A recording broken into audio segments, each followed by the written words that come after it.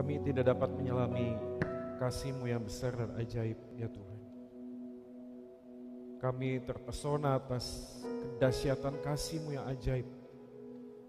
Di atas bukit Kalvari itu kami melihat Kristus Tuhan kami mencurahkan darahnya yang kudus, supaya kami orang yang bebal, yang najis, yang hina ini, Engkau bawa kembali ke pelukan-Mu, ya Tuhan.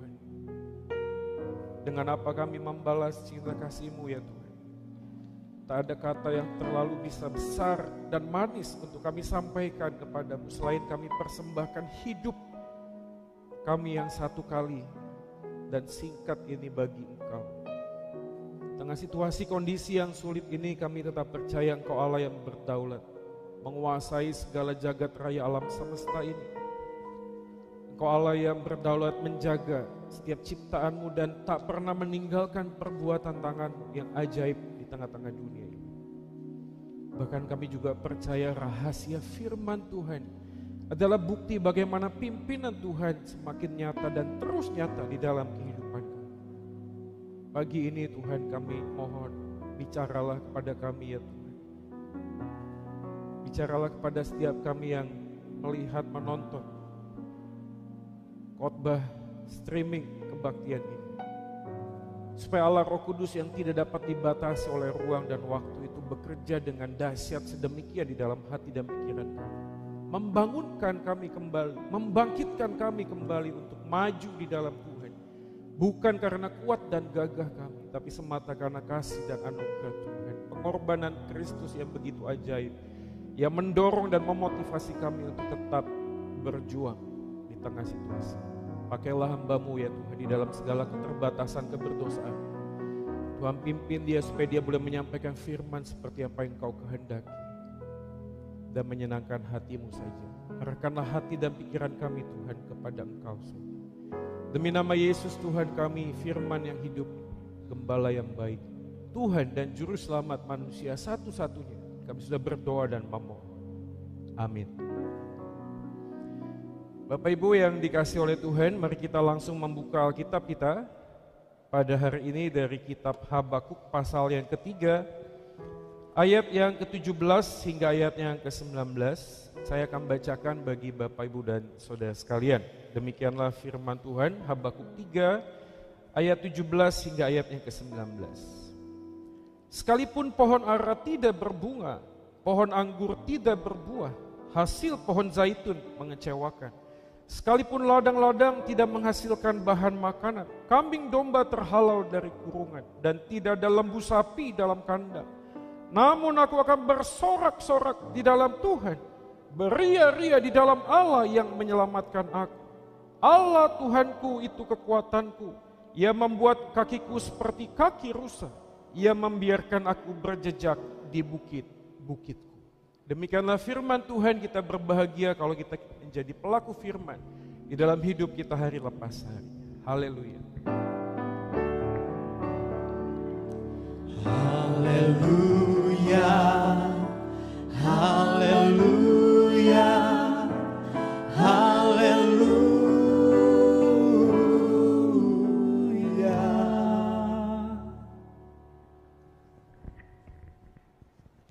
Ya, shalom, salam sejahtera bagi kita sekalian, Bapak Ibu dan Saudara sekalian. Kita terus berdoa dan memohon di dalam situasi yang seperti ini kita tetap punya hati untuk mencari wajah Tuhan, tetap memuji Tuhan di tengah-tengah segala badai kehidupan yang Tuhan izinkan terjadi. Nah, kali ini kita akan membahas sebuah tema yang saya yakin juga ini bagian yang sudah digumulkan oleh hamba Tuhan, majelis, gereja, untuk melihat situasi dan bagaimana Tuhan itu berbicara kepada kita. Nah, temanya adalah mempercayai Allah walau belum melihat bukti. Nah, saudara sekalian, sangat menarik sekali karena tema ini menaruh kata bukti dengan kata percaya kepada Allah. Nah, ini menjadi pertanyaan untuk kita bahas lebih dahulu, teman-teman sekalian, Bapak Ibu sekalian. Yang pertama adalah apakah benar kalau ada bukti yang pasti tentang keberadaan Allah, maka kita mau percaya kepada Tuhan. Karena kita sudah melihat ada banyak kejadian yang terjadi di Alkitab. Bangsa Israel kurang apa mendengarkan, melihat langsung tentang mujizat-mujizat yang luar biasa, ajaib dan hebat yang Tuhan nyatakan di dalam perjalanan hidup bangsa Israel. Tetapi toh akhirnya mereka tetap bersungut-sungut, mereka tetap menghujat Tuhan, bahkan mereka tetap mencari dewa-dewa yang lainnya. Maka saya yakin sekali kalimat tentang percaya dengan bukti itu tidak terlalu bisa sinkron. Karena kita juga sadar tidak semua hal dalam dunia ini bisa dibuktikan. Betul gak? Gak semua hal.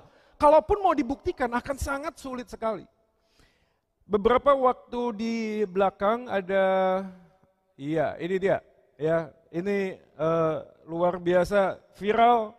Ya, ketika seorang YouTuber namanya Anji itu kemudian mewawancarai seorang profesor yang kemudian setelah kita mengikuti beritanya, ya kemudian bisa kelihatan bahwa sebenarnya profesor ini latar belakangnya bukan murni medis kesehatan. Tapi kita nggak akan bahas bagian ini. Yang menarik adalah pada waktu ada klaim obat corona dan kontennya menjadi membludak kemana-mana, ini menjadi pertanyaan. Karena ada banyak orang kemudian mempertanyakan tentang apa hasil risetnya, apa bukti penelitiannya, sehingga kemudian ada sebuah klaim bahwa ada obat untuk virus COVID-19 ini. Dan waktu saya mendengarkan ini begitu viral, dibahas di berita di mana-mana, lalu saya kemudian memikirkan hal yang sederhana begini. Seandainya saja, klaim tentang obat tersebut terbukti benar-benar bisa menyembuhkan virus COVID-19. Andai kata ini betul-betul terjadi, betul-betul bisa menyembuhkan. Pertanyaannya adalah apakah kepercayaan saya terhadap klaim obat tersebut membuat saya yang adalah orang yang terkena COVID-19, andai kata misalkan demikian, langsung sembuh? Anda pasti mengatakan tentu saja tidak. Pengakuan saya terhadap sebuah obat yang bisa menyembuhkan tidak serta-merta membuat saya sembuh. Artinya saya tidak cukup hanya ngomong percaya tentang obat tersebut, tetapi saya harus mengambil pilihan untuk menggunakan dan memakai obat itu kepada diri saya. Di sana baru saya bisa menemukan bahwa apa yang diklaim, apa yang saya percaya, itu memberikan dampak terhadap hidup saya. Maka ini dia, kalau kita bicara tentang Allah dan bukti, maka mempercayai bukti tentang sesuatu kita bisa percaya, tapi bukan berarti kita itu bisa mempercayakan diri kita kepada sesuatu yang kita percaya. Saya yakin Bapak Ibu sekalian juga yang mendengarkan bagian ini setuju, betul Pak. Karena ada banyak hal kok dalam dunia ini yang kita percaya. Tapi begitu kita percaya bahwa itu adalah sebuah kebenaran, toh tidak serta-merta kita sungguh-sungguh hidup terhadap sesuatu yang kita percaya tersebut. Jadi kalau pertanyaannya adalah kita mempercaya Allah ketika ada bukti pertolongan Allah, saya kok ragu kalau seandainya betul-betul ada bukti pertolongan Allah, maka kita sungguh-sungguh mau percaya. Dan ini menjadi kelemahan kita karena pada waktu kita bicara tentang bukti dan fakta, ada banyak orang di luar sana juga yang percaya dengan sebuah bukti tapi tetap tidak melakukan sesuatu terhadap apa yang dia percayai kok. Contoh sederhana, saya selalu kasih contoh seperti ini. Bukti medis sudah menunjukkan bahwa perokok akan membuat hidup usianya itu semakin pendek. Tapi pertanyaannya, ketika mereka mendengarkan semua bukti medis yang sudah jelas dan clear, apakah seorang perokok akan tiba-tiba berhenti untuk tidak merokok?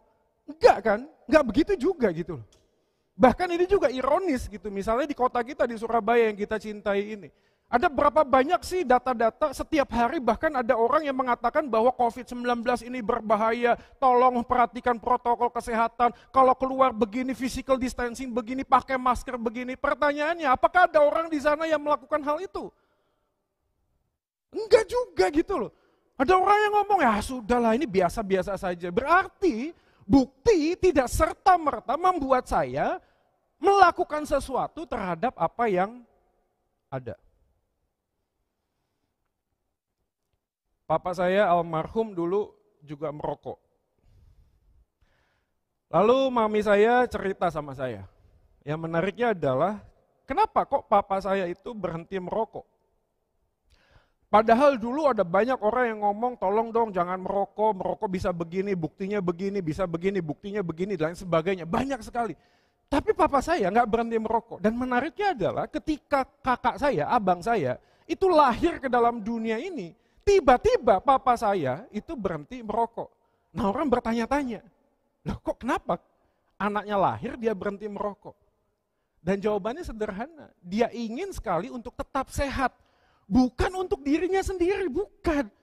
Tapi karena dia sayang sama anaknya, maka dia rela untuk tidak lagi merokok, supaya anaknya ini bisa mendapatkan kasih sayang dari papanya. Maka saya mendapatkan sebuah konklusi sederhana, bahwa bukti tidak akan membuat kita itu langsung percaya terhadap apa yang dibuktikan. Tapi kita butuh reason, kita butuh alasan. Alasan kenapa saya harus mempercayakan diri saya terhadap apa yang sudah terbukti. Alasan. Dan alasan yang selalu muncul adalah alasan relasi. Betul nggak? Kan saya pernah kasih contoh juga, setiap film-film heroik, film-film action, begitu ada mata-mata sebuah negara tertangkap, lalu disiksa sama lawan dari negara tersebut. Ayo kasih tahu rahasia negaramu. Mata-matanya pasti akan bilang, aku tidak akan buka suara. Sudah dikasih listrik, dicambuk, disakiti, dia ngomong, aku tidak akan buka suara. Aku tidak akan kasih tahu rahasianya. Dan menariknya setiap kali, begitu dia nggak mau buka mulut, yang dilakukan apa? Istrinya dicari, anaknya dicari. Dikasih, diperhadapkan sama mata-mata ini. Lalu dia bilang apa? Kalau kamu tidak mau buka suara, saya akan sakiti istrimu. Nah, mulai berubah. Artinya orang ini, buat dia sendiri mati, that's okay. Tapi begitu ada relasi yang sangat kuat, antara dia dengan istri, dengan anaknya, dia nggak rela. Dia nggak rela. Jadi alasan terbesar yang mengubahkan hidup kita untuk mau mempercayai tentang Allah walaupun tidak ada bukti yang bisa diberikan dengan jelas adalah alasan relasi. Dan Alkitab sudah menggambarkan begitu besar kasih Allah akan dunia ini sehingga dia datang dari surga mulia masuk ke dalam dunia yang penuh dengan dosa ini. Hidup dengan sempurna yang nama Yesus Kristus. Mati di atas kayu salib buat aku dan engkau. Karena dia begitu sayang kepada kita. Dia begitu peduli pada kita. Dia mau menyerahkan segalanya.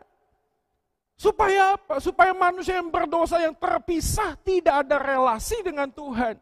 Karena jasa Kristus di atas kayu salib. Mereka yang berdosa dan hilang dibawa kembali di dalam pelukan Tuhan. Bukankah itu luar biasa? Ini berita yang bahagia, ini berita yang memberikan pengharapan di tengah situasi yang sulit seperti ini bahwa Kristus yang adalah Tuhan tetap mau berelasi dengan aku dan engkau. Tapi repotnya ada banyak orang Kristen yang tidak memahami Tuhan seperti itu. Dan seringkali kita memahami Tuhan seperti apa yang kita mau. Perhatikan kalimat ini, kita ini adalah gambar dan rupa Allah. Maka kita harus berhenti menggambar Allah menurut rupa kita. Apa sih maksudnya? Kadang-kadang kita melihat Tuhan itu seperti apa yang kita pikirkan, tahu gak sih? Kita itu menggambar Allah seperti apa yang aku mau, bukan Allah itu yang menentukan kepada kita, bukan. Ada berapa banyak orang terintimidasi berelasi dengan Tuhan. Karena memahami Tuhan bukan seperti yang Alkitab nyatakan, tapi seperti apa yang dia pikirkan. Orang yang baik pasti masuk surga, orang yang jahat pasti akan masuk neraka. Lalu kemudian yang terjadi, relasinya bukan relasi sesuatu yang sehat, tapi sebuah intimidasi, sebuah transaksi. Kalau aku baik, aku dapatkan pahala, kalau aku jahat, maka aku dibuang oleh Tuhan. Dan semakin hari kita melihat Tuhan yang seperti itu, dalam perjalanan hidup ini kita nggak akan pernah menemukan damai dan bahagia. Kenapa? Karena aku sudah sulit, lalu kemudian harus ada ibadah, ada aturan, harus semua melakukan ini, harus lakukan semuanya itu dengan perintah. Saya bukan ngomong perintah Tuhan nggak penting ya, tapi yang lebih utama daripada perintah adalah kasih. Karena untuk apa engkau melakukan perintah-perintah Tuhan, tapi dasarmu itu bukan karena engkau cinta kepada Tuhan. Dan inilah yang dialami oleh Habakuk. dalam perjalanannya dia menemukan sebuah jernih. Ketika di dalam pasal yang pertama, Habakuk berteriak, Habakuk berseru kepada Tuhan. Habakuk serasa tidak mengerti dan memahami. Pasal 1 ayat yang kedua dikatakan, berapa lama lagi Tuhan aku berteriak tetapi tidak kau dengar. Aku berseru kepadamu penindasan tetapi tidak kau tolong. Dan kalau Bapak Ibu membaca pasal yang ketiga, di ayat-ayat yang terakhir, apakah ada ending yang jelas? Tidak, bahkan sejarah gereja mengatakan, sejarah Alkitab mengatakan bahwa 600 tahun setelah itu, bangsa ini kemudian jatuh ke tangan Babel. Dibuang. Bukan hidup yang semakin baik, malah hidup semakin terpuruk.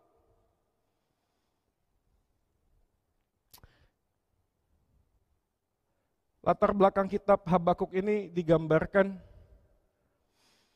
peralihan dari Yosia ke Yoahas. Ini penting sekali karena Yosia adalah seorang raja yang mereformasi bangsa ini kembali kepada Yehova. Tetapi ketika Yosia digantikan oleh Yoahas, yang terjadi justru sebaliknya, mereka kembali membangkang kepada Tuhan, mereka memberontak kepada Tuhan. Dan Tuhan dengan caranya, karena kasihnya, karena sayangnya kepada bangsa ini, mengizinkan negara-negara besar mengalahkan bangsa Israel ini, lalu kemudian harus mengalami pembuangan. Dan tidak hanya itu, nubuatan akan kehancuran Israel menuju pembuangan Babel juga semakin dekat. Bahkan pergumulan pribadi Nabi Habakuk ini dicatat untuk menjadi representasi demikian terpuruknya bangsa Israel saat itu. Nggak bisa juga dibandingin sama kondisi sekarang Bapak Ibu. Tapi saya sangat yakin juga kondisi Israel saat itu juga sangat terpuruk. Nanti kita akan lihat apa yang dijelaskan oleh Habakuk di sana. Kalau kita melihat ayat yang ke-17, sekalipun pohon ara tidak berbunga, pohon anggur tidak berbuah, hasil pohon zaitun mengecewakan, sekalipun ladang-ladang tidak menghasilkan bahan makanan, kambing domba terhalau dari kurungan, tidak ada lembu sapi dalam kandang. Ayat 17 merepresentasikan bagaimana keterpurukan bangsa ini. Ayat 17 menggambarkan bagaimana Nabi Habakuk ketika dia berbicara kepada Tuhan, dia memberikan keluh kesahnya kepada Tuhan, dia menyampaikan demikian dalamnya titik nadir bangsa ini. Apa yang digambarkan pertama? Sekalipun pohon ara tidak berbunga. Bapak Ibu sekalian, bagi tradisi Yahudi kuno, pohon ara adalah sebuah pohon yang selalu biasa ada. Bahkan kalau Anda mengacu kepada Matius atau Yohanes pasal yang kedua, di sini kita akan mendapatkan bahwa Tuhan Yesus itu pernah mengutuk pohon ara. Bukan karena tidak ada buahnya, tetapi pada waktu itu Tuhan Yesus ingin memberikan sebuah pesan melalui pohon ara yang tidak berbuah. Tapi dikatakan di dalam pasal yang ketiga 17 Habakuk, pohon ara ini bukan tidak berbuah, tapi berbunga. Jadi jangan harapkan ada buahnya, bunganya pun tidak ada. Dan bagi orang Israel, begitu pohon ara itu tidak ada bunganya, memberikan sebuah indikasi betapa merasa menderitanya bangsa ini. Sesuatu yang tadinya ada, yang biasa ada, kemudian menjadi tidak ada. Biasanya ada papa saya, lalu nggak ada papa saya. Kurang lebih 2-3 tahun saya bergumul. Kadang-kadang di kamar mandi bisa nangis sendiri, ingat-ingat papa saya. Dan saya tahu rasanya kehilangan orang yang paling dekat, kan ring satu. Dan Bapak Ibu sekalian, hari ini saya mendengar ada banyak jemaat yang kehilangan saudara yang dia kasihi. Yang di rumahnya biasa ada. Yang di rumahnya biasa tidur di sana, yang biasanya nonton TV bersama, yang biasanya kebaktian, yang biasanya selalu ada di sana, hari ini tidak ada. Maka pada waktu yang biasa menjadi tidak ada lagi di sana, Habakuk ingin memberikan sebuah pesan, demikianlah penderitaan dan kesulitan. Namun saya menemukan kalimat ini. Kita bisa kehilangan apa yang biasa kita miliki. Kadang-kadang agar kita mendapatkan Allah yang luar biasa, yang memiliki hidup kita. Aku semakin sadar bahwa Tuhan lebih mencintai papaku daripada mencintai aku bisa mencintai dia. Aku semakin sadar bahwa di dunia ini manusia akan mengalami kehilangan demi kehilangan, satu demi satu hanya menunggu waktunya.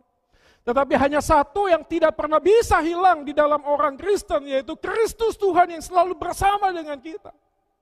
Maka ketika kita memiliki Kristus, kita memiliki segalanya, karena segalanya bisa hilang, hanya satu yang tidak bisa hilang, yaitu Kristus. Tidak hanya pohon ara, tetapi juga dikatakan pohon anggur tidak berbuah. Kita ingat sekali perkawinan di Kana, ketika Tuhan Yesus melakukan mujizat yang pertama. Pohon anggur ini menggambarkan sebuah kehormatan Bapak Ibu sekalian. Dan Habakuk mengatakan pohon anggur tidak berbuah. Dalam arti kata lain pesannya adalah kehormatan kita diinjak-injak. Situasi yang sangat sulit untuk kita hadapi. Ketika ada banyak orang yang melihat kita eksis, karena situasi kondisi yang begitu sulit, begitu berat, kita harus merelakan kehormatan kita. Dan terkadang kita menaruh kehormatan kita pada sesuatu yang sebenarnya tidak layak, tidak bisa kita gunakan. Tapi sangat sulit sekali. Kita membutuhkan kehormatan. Saya ingat pada waktu saya pernah menjadi mahasiswa teologi, praktek di sebuah gereja, dipercaya menjadi panitia Natal, bagian acara. Gereja di tempat di mana saya melayani adalah gereja yang cukup besar. Ada seorang hamba Tuhan juga yang besar, bukan badannya tapi terkenal. Saya sudah banyak mendengar tentang beliau, bagaimana Tuhan memakai dia luar biasa, dan pada waktu itu beliau yang akan khotbah. Wah, saya ini menjadi mahasiswa teologi yang melihat hamba Tuhan yang dipakai oleh Tuhan langsung dari dekat. Rasanya itu bangga sekali. Sampai suatu malam, ketika semua persiapan mau gladi resik, seseorang memanggil saya dari belakang, "Joy!" Begitu saya lihat ke belakang, ternyata Bapak hamba Tuhan yang besar dan terkenal ini memanggil nama saya. Saya agak ragu loh. Maksudnya saya, Pak. "Ya, kamu Joy kan? Sini. Saya dimarahin. "Kamu nggak boleh ini diganti, ini harus begini." Tapi Bapak Ibu tahu nggak apa yang terjadi? Hati saya senang sekali. Seorang pendeta besar ini tahu nama saya. Tapi yang puji Tuhannya adalah ketika saya berjalan beberapa langkah, Allah Roh Kudus mengingatkan kepada saya. Seakan-akan mengatakan begini, Joy, kamu kok dikenal sama manusia begitu senang sih? Begitu merasa terhormat sih? Kamu baru dipanggil sama manusia. Kamu tahu nggak Alkitab mencatat apa? Namamu dipanggil oleh Tuhan. Sekali lagunya ya. Dengar dia panggil nama saya. Nama nama. Bukan gini, hei kamu yang baju hitam, sini. Nggak gitu. Hei kamu yang ganteng, sini. Nggak gitu. Tuhan itu memanggil saya by name. Berarti dia kenal intimate. Dia kenal relasi yang dekat. Dan Tuhan jagat raya alam semesta ini memberikan kepada saya sebuah kehormatan untuk menjadi rekan sekerjanya. Kadang-kadang dalam hidup kita membutuhkan kehormatan untuk dinilai oleh orang lain, dan Habakuk mengatakan kehormatan itu hancur. Dan pohon zaitun mengecewakan. Sekalipun ladang tidak menghasilkan bahan makanan.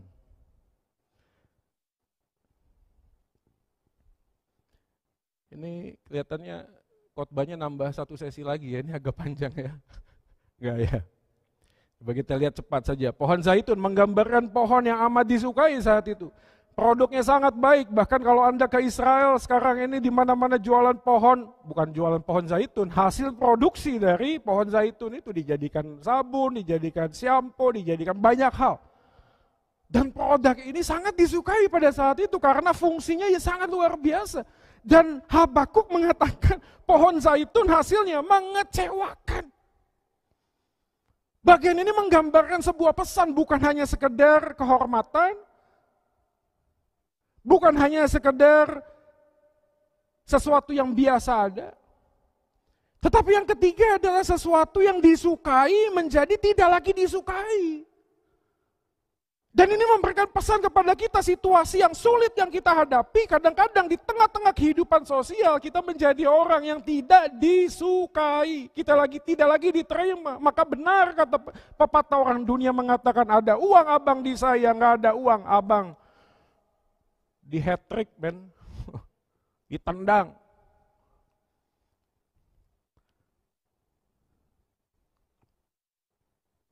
Mungkin di antara kita yang hari ini bergumul dengan situasi dan kondisi Anda kehilangan banyak teman. Penerimaan orang lain kepada Anda ternyata terbukti bukan karena diri Anda, tapi karena apa yang Anda punya. Dan Anda mulai merasakan kekecewaan ketika Anda down dalam bisnis, jatuh dalam bisnis, orang lain gak ada yang mau peduli dengan Anda, ditelepon gak diangkat, WA gak dijawab. Padahal dulu pada waktu Anda dalam masa sukses dan jaya, orang ini selalu dekat dengan Anda. Keterpurukan yang sedemikian Habakuk rasakan dan alami. Di panti rehab yang terakhir saya masuk karantina. Panti rehabilitasi ini membuat prosedur bahwa sebelum masuk ke kamar-kamar pasien yang lain, pasien narkotika harus dicek dulu. Dicek HIV, AIDS, harus clear. Kalau enggak langsung akan dipindahkan ke tempat yang lain. Dalam masa karantina kurang lebih 7 hari, saya nangis terus tiap hari. Bapak Ibu tahu apa yang saya pikirkan? Gini loh. Kayak semua orang ngebuang saya ya. Ngebuang saya. Kayaknya papa mama saya juga gak peduli sih sama saya. Saya merasa dibuang. Saya merasa sampah. Saya merasa gak ada gunanya, gak ada artinya hidup dalam dunia ini. Dan percaya atau tidak, di kamar karantina itu saya gak bisa lupain. Seakan-akan Tuhan sedang berjumpa dengan saya secara pribadi. Dan Bapak Ibu tahu apa yang dia lakukan?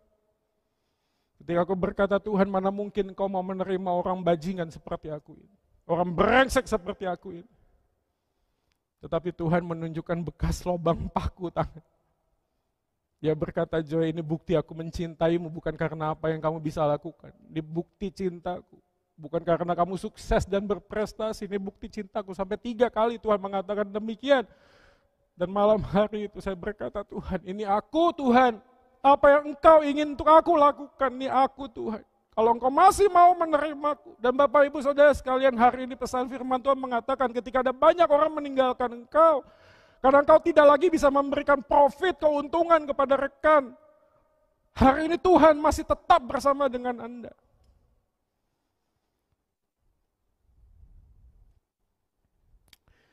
Maka respon Habakuk ayat 18 mengatakan demikian. Sekalipun pohon ara tidak berbunga, pohon anggur tidak berbuah, pohon zaitun mengecewakan, ladang tidak menghasilkan. Ayat 18, namun aku akan bersorak-sorai di dalam Tuhan. Namun aku akan bersorak-sorai di dalam Tuhan. Kalimat ini mengatakan bahwa dia akan, I will praise my God. Bukan hanya pada di ayat 18, tapi kalau Anda mundur di ayat yang ketiga, berkali-kali Habakuk terus mengulang bagaimana pekerjaanmu yang dahsyat, bagaimana pemeliharaanmu yang ajaib. Dari abad demi abad, seakan-akan Nabi Habakuk ingin mengatakan kepada dirinya sendiri dan sampaikan kepada Tuhan bahwa aku akan melatih tubuhku, melatih hidupku untuk tetap memuji Tuhan di tengah-tengah situasi yang sulit sedemikian. Aku akan tetap mengingat kebaikan Tuhan. Aku akan terus mengulang segala pekerjaan tangannya yang agung dan ajaib dan membuat aku di tengah situasi yang sulit sekalipun tetap akan memuji Tuhan. Tidak hanya tren tapi juga trust. Ayat yang kedua dikatakan demikian Bapak Ibu sekalian. Tuhan telah kudengar kabar tentang engkau, itulah perjalanannya berabad-abad. Aku melihat kemah-kemah orang Kush yang tertekan, kain-kain tenda tanah Midian menggetar. Apa yang dikatakan oleh Habakuk dalam bagian ini sebenarnya adalah dia ingin mengingat bahwa bangsa Israel terlalu sering, terlalu banyak. Itu bersandar kepada sesuatu yang bukan Tuhan. Sehingga mereka terus mencari dewa, terus mencari berhala, terus mencari pertolongan dari teman-teman, dari orang-orang, dari bangsa-bangsa di sekitar untuk mendapatkan kemenangan. Tetapi pada waktu ini terjadi, Habakuk diingatkan untuk mempercayakan hidup kepada Tuhan, bukan hanya percaya. Ini lucu sekali kan, kadang-kadang kalau kita melihat sebuah ilustrasi ada orang yang naik kapal lalu kapalnya tenggelam.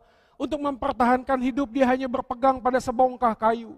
Dia tahu, dia sadar sebongkah kayu ini tidak akan pernah bisa menyelamatkan dia. Tapi tak lama kemudian ada kapal besar lewat, lalu ada tangan dari kapal itu mengulurkan tangannya ke bawah. Dan pada waktu kita berpegangan pada kayu yang tidak bisa menahan kita, apa yang harus kita lakukan? Kita lepaskan bagian ini hanya pegang kepada tangan Tuhan. Tapi yang lucunya sekali adalah ada banyak orang Kristen justru pegang itu kayu. Kalau Anda pegang kayu itu bagaimana mungkin Anda bisa memegang tangan orang yang akan menolong Anda? Maka mempercayakan hidup artinya adalah melepaskan apa yang menjadi sandaranku dan hanya berpegang kepada Tuhan. Bukan hanya tren, bukan hanya trust, tetapi yang berikutnya adalah kita belajar untuk testify, mempersaksikan Tuhan. Ayat 18, namu akan bersorak-sorak dan yang menarik adalah kata di dalam Tuhan diulang berkali-kali. Ayat 19, Allah Tuhanku itu adalah kekuatan. Bapak Ibu yang dikasih oleh Tuhan, mungkin Anda hari ini sedang berteriak, berseru seperti Habakuk berseru. Memohon kepada Dia pertolongan demi pertolongan. Tapi hingga pada detik ini, hingga saat ini tidak ada jawaban doa. Saya mau beritahu, ini bukan berarti kita tidak bisa menyaksikan akan kebaikan Tuhan. Anda tahu kenapa? Karena ini dia. Karena Tuhan kadang tak memberi jawaban atas doa yang kita naikkan. Supaya kita sadar, Bapak Ibu sekalian, bahwa Tuhanlah jawaban doa yang Anda tunggu. Mari kita tetap setia di dalam menjalani hidup ini. Instrumen akan dinaikkan oleh Albert. Saya mengajak kita untuk memikirkan satu bagian dalam hidup ini. Kita percaya bahwa tidak ada yang mustahil bagi Tuhan.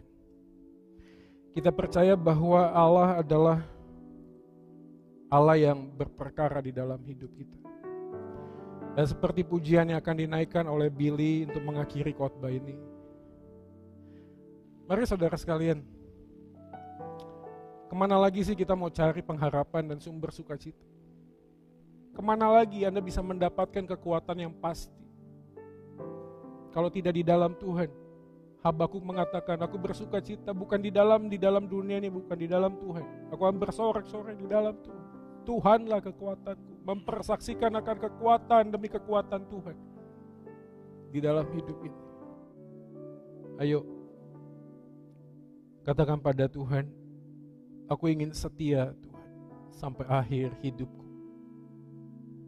Situasi ini bisa menekan kami, tapi kami punya Allah yang mengangkat kami untuk bangkit. Dimanapun saudara hari ini, jika Anda sedang terbeban berat karena kesulitan ekonomi, dimanapun Anda saat ini, saudara sekalian yang kehilangan saudara yang Anda kasihi dan cintai, Anda tak pernah sendirian. Taruhlah tanganmu di dadamu, katakan Tuhan, aku tak pernah sendirian melalui badai gelombang hidup ini. Aku mau setia sampai akhir hidupku. Ya Allah, ya Tuhan, Engkaulah pujaan hatimu, Engkaulah pengharapan kami. Kami ingin setia sampai akhir hidup kami. Bantu dan tolong kami, topang Tuhan. Karena kami yakin orang yang percaya bisa jatuh tak mungkin tergeletak. Karena tangan-Mu akan mengangkat kami. Kami mengucap syukur buat firman Tuhan. Mengucap syukur buat kesaksian dari Billy Simpson. Berkati dia Tuhan. Dengan istri dan anak yang baru saja Engkau karuniakan. Pimpin keluarga ini tetap berkarya Tuhan. Menolong orang lain untuk bangkit melalui puji-pujian yang indah bagi Engkau ya Tuhan. Berkati Billy dan Sally dan Brila. Kami serahkan hidup kami, jemaat-Mu ke dalam tangan Tuhan. Mohon Tuhan menolong. Demi nama Yesus kami berdoa bersyukur. Jemaat yang kekasih, arahkanlah hati pikiranmu kepada Tuhan dan terimalah berkat-Nya. Kasih karunia, rahmat dan damai sejahtera dari Allah Bapa, cinta kasih Tuhan Yesus Kristus, persekutuan dengan Roh Allah yang kudus menyertai Bapak Ibu Saudara sekalian. Haleluya. Amin.